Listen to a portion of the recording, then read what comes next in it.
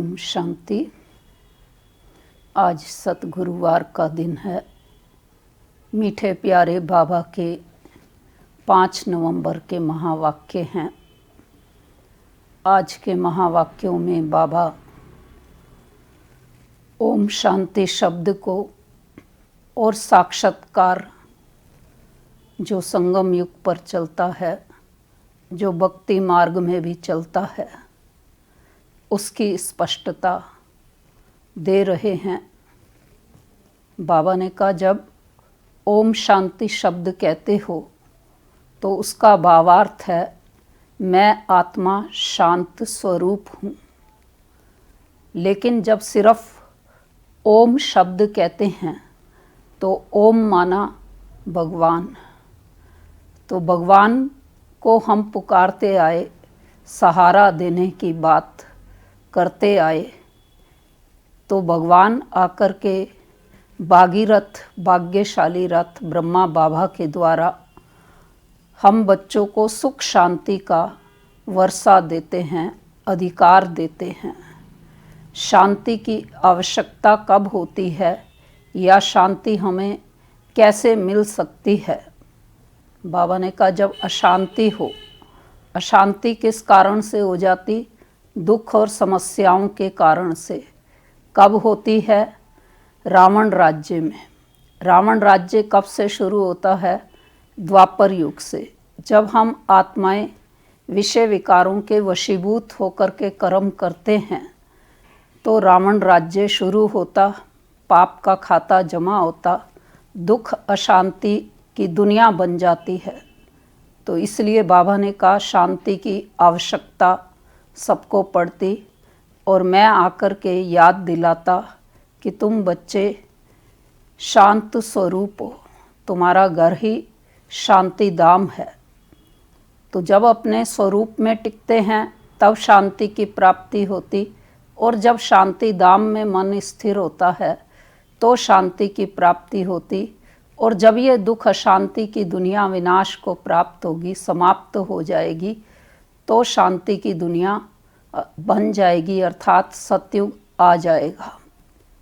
दूसरा, बाबा सूक्ष्म वतन की बात समझा रहे कि संगम युग पर ही सूक्ष्म वतन थोड़े समय के लिए होता है।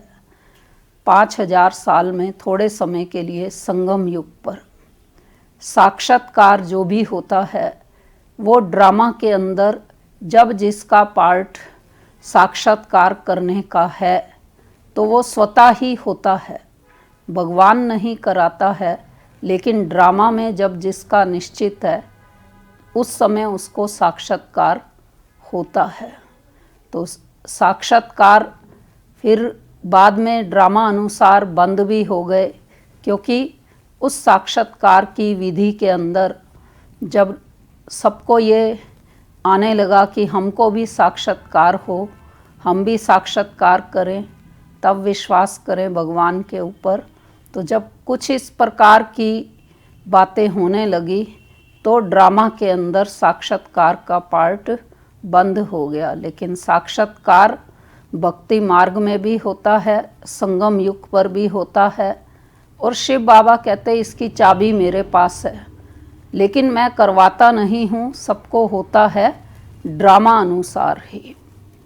तो इसलिए पढ़ाई के द्वारा इस समय हम सभी बाबा से सुख शांति का वर्षा 21 जन्म के लिए प्राप्त करते हैं, कर रहे हैं।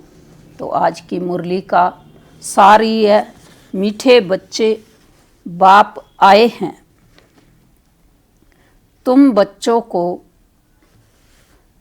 शांति और सुख का वर्षा देने। तुम्हारा स्वधर्म ही शांत है, इसलिए तुम शांति के लिए भटकते नहीं हो। प्रश्न है, अभी तुम बच्चे 21 जन्मों के लिए अखुट खजानों में वजन करने योग्य बनते हो, क्यों? उत्तर है क्योंकि बाप जब नई सृष्टि रचते हैं तब तुम बच्चे उनके मददगार बनते हो, अपना सब कुछ उनके कार्य में सफल करते हो। इसलिए बाप उसके रिटर्न में 21 जन्मों के लिए तुम्हें अखुट खजानों में ऐसा वजन करते हैं जो कभी धन भी नहीं खुटता, दुख भी नहीं आता, अकाले मृत्यु भी नहीं होती। गीत है मुझको सहारा देने वाले, ये दिल कहे तेरा शुक्रिया। ओम शांति। मीठे मीठे रूहानी बच्चों को ओम का अर्थ तो सुनाया है। कोई कोई सिर्फ ओम कहते हैं, परंतु कहना चाहिए ओम शांति। सिर्फ ओम का अर्थ निकलता है ओम भगवान। ओम शांति का अर्थ है मैं आत्मा शांत स्वरूप हूँ।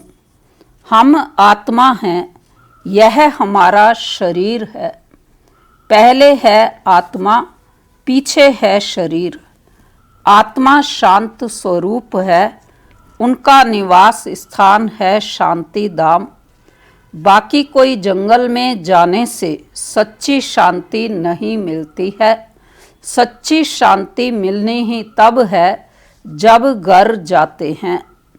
दूसरा शांति चाहते हैं जहाँ अशांति है। यह अशांति का दुखदाम विनाश हो जाएगा, फिर शांति हो जाएगी। तुम बच्चों को शांति का वर्षा मिल जाएगा। वहाँ ना घर में ना बाहर राजधानी में शांति होती, अशांति होती। उसको कहा जाता है शांति का राज्य। सतयुग त्रेता युग में ना घर के अंदर अशांति होती है और ना ही बाहर में कहीं अशांति होती है, इसलिए उसको कहा ही जाता है शांति का राज्य। लेकिन अभी क्या होता, यहाँ है अशांति का राज्य, क्योंकि रावण राज्य है। वह है ईश्वर का स्थापन किया हुआ राज्य। फिर द्वापर के बाद आसुरी राज्य होता है। असुरों को कभी शांति होती नहीं। घर में, दुकान में, जहाँ तहाँ अशांति ही अशांति होगी। 5 विकार रूपी रावण अशांति फैलाते हैं। रावण क्या चीज है, यह कोई भी विद्वान पंडित आदि नहीं जानते, समझते नहीं हैं। हम वर्ष वर्ष रावण को क्यों मारते हैं। सतयुग त्रेता में यह रावण होता ही नहीं, वह है ही दैवी राज्य। ईश्वर बाबा दैवी राज्य की स्थापना करते हैं तुम्हारे द्वारा, अकेले तो नहीं करते हैं। तुम मीठे मीठे बच्चे ईश्वर के मददगार हो। आगे थे रावण के मददगार, अब ईश्वर आकर सर्व की सद्गति कर रहे हैं। पवित्रता सुख शांति की स्थापना करते हैं। अब हमको समझ आ गया रावण कौन वास्तव में मनोविकारों को ही रावण कहा गया है। तो अब ईश्वर आकर सर्व की सद्गति कर रहे हैं, पवित्रता सुख शांति की स्थापना करते हैं। तुम बच्चों को ज्ञान का अब तीसरा नेत्र मिला है। सतयुग त्रेता में दुख की बात नहीं, कोई गाली आदि नहीं देते, गंध नहीं खाते। यहाँ तो देखो गंध कितना खाते हैं। दिखाते हैं कृष्ण को गौएं बहुत प्यारी लगती थी। ऐसे नहीं कि कृष्ण कोई ग्वाला था, गौ की पालना करते थे, नहीं।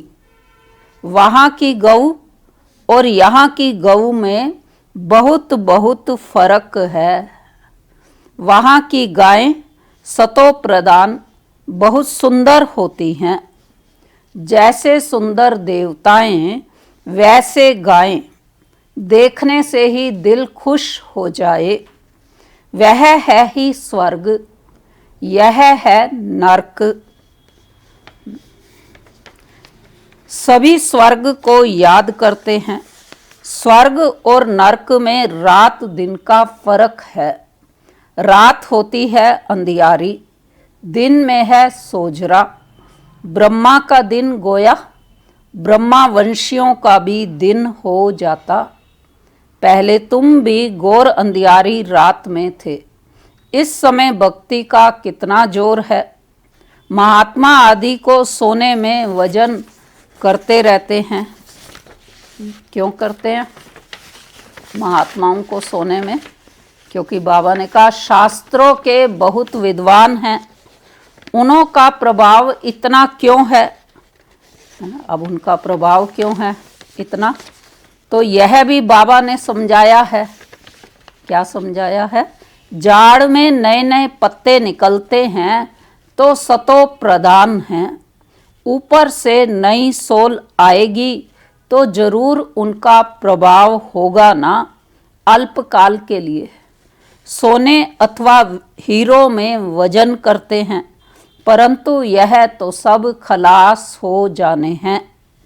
मनुष्यों के पास कितने लाखों के मकान हैं, समझते हैं हम तो बहुत शाहूकार हैं। तुम बच्चे जानते हो यह शाहूकारी बाकी थोड़े समय के लिए है, यह सब मिट्टी में मिल जाएंगे। किनकी दबी रही धूल में, किनकी राजा खाए, किनकी चोर लूट ले जाए, किनकी अग्नि जलाए, लेकिन सफल हो जो दणी दौणी के काम में आए। बाप स्वर्ग की स्थापना करते हैं, उसमें जो लगाते हैं उन्हों के 21 जन्मों के लिए हीरे जवाहरात के महल मिलेंगे। यहाँ तो एक जन्म के लिए मिलता है, वहाँ तुम्हारा 21 जन्म चलेगा। इन आँखों से जो कुछ देखते हो शरीर सहित सब भस्म हो जाना है। तुम बच्चों को दिव्य दृष्टि द्वारा साक्षात्कार भी होता है। विनाश होगा फिर इन लक्ष्मी नारायण का राज्य होगा। तुम जानते हो हम अपना राज्य भाग्य फिर से स्थापन कर रहे हैं। 21 पीढ़ी राज्य किया, फिर रावण का राज्य चला, अब फिर बाप आया है। भक्ति मार्ग में सब बाप को ही याद करते हैं। गायन भी है, दुख में सिमरण सब करे, सुख में करे ना कोई। आगे क्या है? जो सुख में सिमरण करे, दुख काहे को होए। तो बाप सुख का वर्षा देते हैं। सतयुग त्रेता युग में तो सुख ही सुख होता है, इसलिए वहाँ कोई ध्यान करता ही नहीं है। द्वापर से दुख शुरू होता है, इसलिए सब भगवान को याद करते हैं सुख देने के लिए। तो बाप सुख का वर्षा देते हैं, फिर याद करने की दरकार नहीं रहती। तुम मात पिता हम बालक तेरे, अब यह तो माँ बाप होंगे अपने बच्चों के। यह है परलौकिक मात पिता की बात। अभी तुम यह लक्ष्मी नारायण बनने के लिए पढ़ते हो। स्कूल में बच्चे अच्छा पास होते हैं तो फिर टीचर को इनाम देते हैं। अब तुम उनको क्या इनाम देंगे? तुम तो उनको अपना बच्चा बना लेते हो जादूगरी से। दिखलाते हैं कृष्ण के मुख में माँ ने देखा मक्खन का गोला। शास्त्रों में कथाओं में आता है ना कि कृष्ण के मुख में माँ ने क्या देखा? पूरे विश्व को देखा, मक्खन का गोला। अब कृष्ण ने तो जन्म लिया सतयुग में, वह तो माखन आदि नहीं खाएंगे, वह तो है विश्व का मालिक। तो यह किस समय की बात है?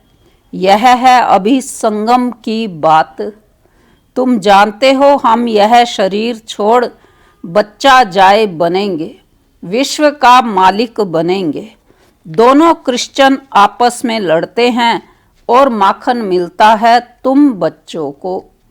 राजाई मिलती है ना, जैसे वो लोग भारत को लड़ाकर मक्खन खुद खा गए। क्रिश्चियन की राजधानी कौन हिस्से में थी? भारत के अंदर शुरू में, तो पीछे आहिस्ते आहिस्ते छूटती गई है। सारे विश्व पर सिवाय तुम्हारे कोई राज्य कर ना सके। तुम अभी ईश्वरीय संतान बने हो, अभी तुम ब्रह्मांड के मालिक और विश्व के मालिक बनते हो। विश्व में ब्रह्मांड नहीं आया, सूक्ष्म वतन में भी राजाई नहीं है। फिर राजाई सारी कहाँ चलती है? इस स्थूल वतन के अंदर। तो सतयुग त्रेता यह चक्र यहाँ स्थूल वतन में होता है। ध्यान में आत्मा कहाँ जाती नहीं। आत्मा निकल जाए तो शरीर खत्म हो जाए। यह सब है साक्षात्कार। रिद्धि सिद्धि द्वारा ऐसे भी साक्षात्कार होते हैं जो यहाँ बैठे विलायत की पार्लियामेंट आदि देख सकते हैं। बाबा के हाथ में फिर है दिव्य दृष्टि की चाबी। तुम यहाँ बैठे लंदन देख सकते हो। औजार आदि कुछ नहीं जो खरीद करना पड़े। ड्रामा अनुसार उस समय पर वह साक्षात्कार होता है जो ड्रामा में पहले से ही नोंद है।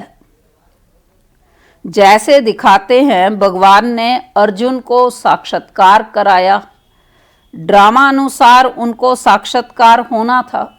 यह भी नोंद है। कोई की बड़ाई नहीं है। यह सब ड्रामा अनुसार होता है। कृष्ण विश्व का प्रिंस बनता है, गोया मक्खन मिलता है।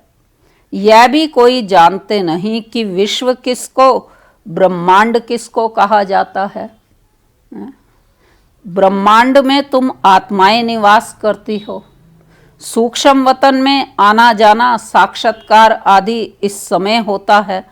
फिर 5000 वर्ष सूक्ष्म वतन का नाम नहीं होता। कहा जाता है ब्रह्मा देवताए नमा, फिर कहते हैं शिव परमात्माए नमा, तो सबसे ऊंच हो गया ना। तो बाबा समझा रहे हैं कि देवताओं को तो देवताए नमा कहा जाता, लेकिन शिव के लिए शिव परमात्माए नमा कहा जाता है। तो उनको कहा जाता है भगवान। वह देवताएं हैं मनुष्य, परंतु दैवी गुण वाले हैं। बाकी 4-8 भुजा वाले मनुष्य होते नहीं। वहाँ भी 2 भुजा वाले ही मनुष्य होते हैं, परंतु संपूर्ण पवित्र अपवित्रता की बात नहीं। अकाले मृत्यु कभी होती नहीं। तो तुम बच्चों को बहुत खुशी रहनी चाहिए। हम आत्मा इस शरीर द्वारा बाबा को तो देखें। देखने में तो शरीर आता है, परमात्मा अथवा आत्मा को तो देख नहीं सकते। आत्मा और परमात्मा को देख तो सकते नहीं है, लेकिन जानना होता है। देखने लिए फिर दिव्य दृष्टि मिलती है, और सब चीज़ें दिव्य दृष्टि से बड़ी देखने में आएंगी। राजधानी बड़ी देखने में आएगी। आत्मा तो है ही बिंदी। बिंदी को देखने से तुम कुछ भी नहीं समझेंगे। खाली बिंदी का भी साक्षात्कार हो तो भी बाबा ने कहा कुछ समझ नहीं आएगा। आत्मा तो बहुत महीन है। बहुत डॉक्टर आदि ने कोशिश की है आत्मा को पकड़ने की, परंतु किसको पता नहीं पड़ता। वो लोग तो सोने हीरो में वजन करते हैं। तुम जन्म जन्मांतर पदम पति बनते हो। तुम्हारा बाहर का शो जरा भी नहीं। साधारण रीति इस रथ में बैठ पड़ाते हैं। उनका नाम है भागीरथ। यह है पतित पुराना रथ, जिसमें बाप आकर ऊंचते ऊंच सर्विस करते हैं। बाप कहते हैं मुझे तो अपना शरीर है नहीं। मैं जो ज्ञान का सागर, प्रेम का सागर हूँ, तो तुमको वर्षा कैसे दूँ? ऊपर से तो नहीं दूंगा। क्या प्रेरणा से पढ़ाऊंगा? जरूर आना पड़ेगा ना। भक्ति मार्ग में मुझे पूजते हैं, सबको प्यारा लगता हूँ। गांधी नेहरू का चित्र प्यारा लगता है, उनके शरीर को याद करते हैं। आत्मा जो अविनाशी है, उसने तो जाकर दूसरा जन्म लिया। बाकी विनाशी चित्र को याद करते हैं तो वह भूत पूजा हुई ना। समाधि बनाकर उन पर फूल आदि बैठ चढ़ाते हैं, यह है यादगार। शिव के कितने मंदिर हैं, सबसे बड़ा यादगार शिव का है ना। शिव का कौन सा मंदिर जो यादगार रूप में है आज? सोमनाथ मंदिर का गायन है। महमूद गजनवी ने आकर लूटा था, तुम्हारे पास इतना धन रहता था। बाबा तुम बच्चों को रत्नों में वजन करते हैं, खुद को वजन नहीं कराता हूँ। मैं इतना धनवान बनता नहीं हूँ, तुमको बनाता हूँ।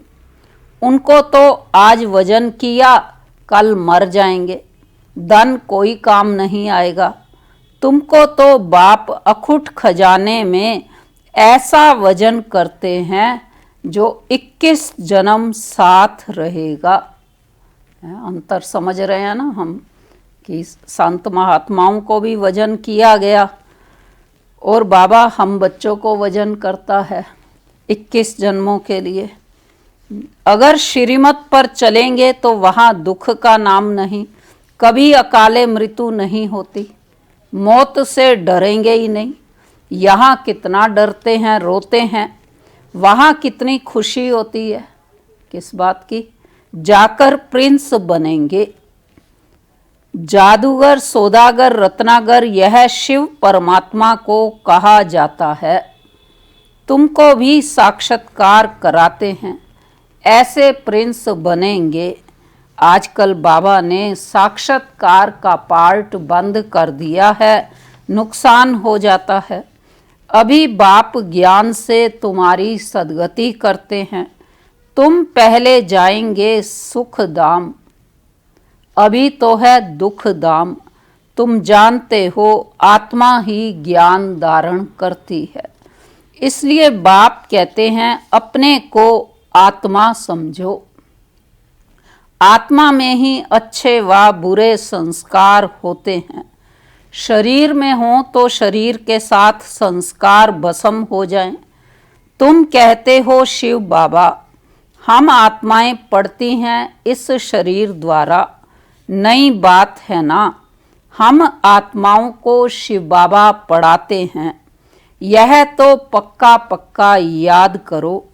हम सब आत्माओं का वह बाप भी है, टीचर भी है। बाप खुद कहते हैं मुझे अपना शरीर नहीं है, मैं भी हूँ आत्मा, परंतु मुझे परमात्मा कहा जाता है। आत्मा ही सब कुछ करती है, बाकी शरीर के नाम बदलते हैं। आत्मा तो आत्मा ही है। मैं परम आत्मा तुम्हारे माफिक पुनर्जन्म नहीं लेता हूँ। मेरा ड्रामा में पार्ट ही ऐसा है जो मैं इनमें प्रवेश कर तुमको सुना रहा हूँ, इसलिए इनको भाग्यशाली रथ कहा जाता है। इनको पुरानी जुत्ती भी कहते हैं। किसको? ब्रह्मा बाबा को भाग्यशाली रथ भी कहा गया और पुरानी जुत्ती भी कहा गया। शिव बाबा ने भी पुराना लॉन्ग बूट पहना है। पुराना लॉन्ग बूट क्यों का? बाबा ने शरीर को जो है जुत्ती कहा गया है। और ब्रह्मा बाबा वाली आत्मा जन्म मरण में आते आते 5000 वर्ष के चक्र के अंदर लेखराज नाम से जन्म लेती है। शिव बाबा प्रवेश करते, नाम प्रजापिता ब्रह्मा देते, तो इसलिए बाबा ने कहा कि पुराना लॉन्ग बूट पहना है। बाप कहते हैं मैंने इसमें बहुत जन्मों के अंत में प्रवेश किया है। पहले पहले यह बनते हैं तत्त्वम।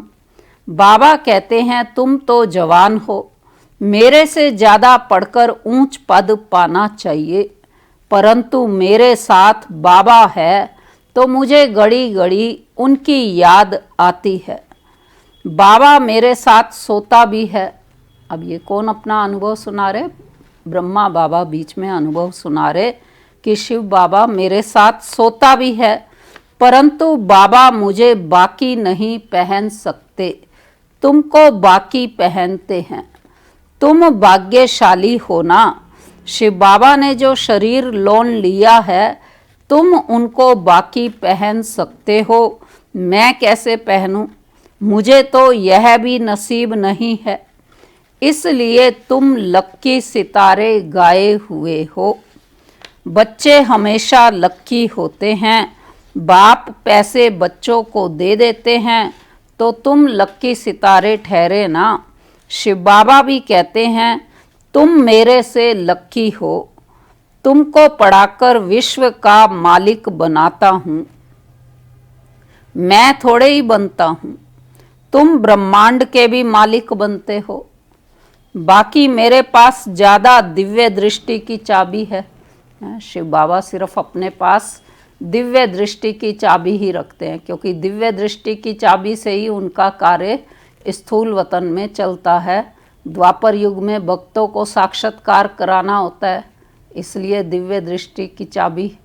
और फिर संगम युग पर तो पहले साक्षात्कार ही होता है, भक्तों को भक्ति का फल मिलता और फिर उसके बाद ज्ञान मिलता है। तो इसलिए मेरे पास ज़्यादा दिव्य दृष्टि की चाबी है, मैं ज्ञान का सागर हूँ, तुमको भी मास्टर ज्ञान सागर बनाता हूँ। तुम इस सारे चक्र को जान चक्रवर्ती महाराजा महारानी बनते हो, मैं थोड़े ही बनता हूँ। बाबा अपनी बात समझा रहे कि तुम क्या करते हो और मैं क्या करता हूँ। बूढ़े होते हैं तो फिर बच्चों को विल कर खुद वानप्रस्थ में चले जाते हैं, आगे ऐसा होता था। आजकल तो बच्चों में मोह जाकर पड़ता है। पारलौकिक बाप कहते हैं मैं इनमें प्रवेश कर तुम बच्चों को कांटों से फूल विश्व का मालिक बनाए, आधा कल्प के लिए सदा सुखी बनाए, मैं वानप्रस्थ में बैठ जाता हूँ। यह सब बातें शास्त्रों में थोड़े ही हैं। सन्यासी उदासी शास्त्रों की बातें सुनाते हैं। बाप तो ज्ञान का सागर है, खुद कहते हैं यह वेद शास्त्र आदि सब भक्ति मार्ग की सामग्री है, ज्ञान सागर तो मैं ही हूँ। ज्ञान सागर कौन है? शिव बाबा। अच्छा मीठे मीठे सिकी लदे बच्चों प्रति मात पिता बाप दादा का याद प्यार और गुड मॉर्निंग। रूहानी बाप की रूहानी बच्चों को नमस्ते। हम रूहानी बच्चों की रूहानी बाप दादा को नमस्ते। धारणा की पॉइंट है मुरली की। पहली है, इन आँखों से शरीर सहित जो दिखाई देता है यह सब भस्म हो जाना है, इसलिए अपना सब कुछ सफल करना है। दूसरा, बाप से पूरा वर्षा लेने के लिए पढ़ाई पढ़नी है। सदा अपने लक्ष्य को स्मृति में रख ब्रह्मांड व विश्व का मालिक बनना है। वरदान है आज की मुरली का, माया के रॉयल रूप के बंधनों से मुक्त, विश्व जीत जगत जीत भव। स्लोगन है, विश्व परिवर्तक वही है जो किसी के नेगेटिव को पॉजिटिव में बदल दे। वरदान का स्पष्टीकरण है, मेरा पुरुषार्थ, मेरी इन्वेंशन, मेरी सर्विस, मेरी टचिंग, मेरे गुण अच्छे हैं, मेरी निर्णय शक्ति बहुत अच्छी है। यह मेरापन ही रॉयल माया का रूप है। माया ऐसा जादू मंत्र कर देती है जो तेरे को भी मेरा बना देती है। इसलिए अब ऐसे अनेक बंधनों से मुक्त बन एक बाप के संबंध में आ जाओ तो माया जीत बन जाएंगे। माया जीत ही प्रकृति जीत, विश्व जीत व जगत जीत बनते हैं। वही एक सेकंड के अशरीरी भव के डायरेक्शन को सहज और स्वतः कार्य में लगा सकते हैं। तो वरदान क्या रहा आज की मुरली का? माया के रायल रूप के बंधनों से मुक्त, विश्व जीत जगत जीत भव। अच्छा, ओम शांति। आज सतगुरुवार का दिन, तो अभी हम सभी मिलकर के प्यारे बाबा को भोग भी लगाएंगे और बाबा को याद भी करेंगे।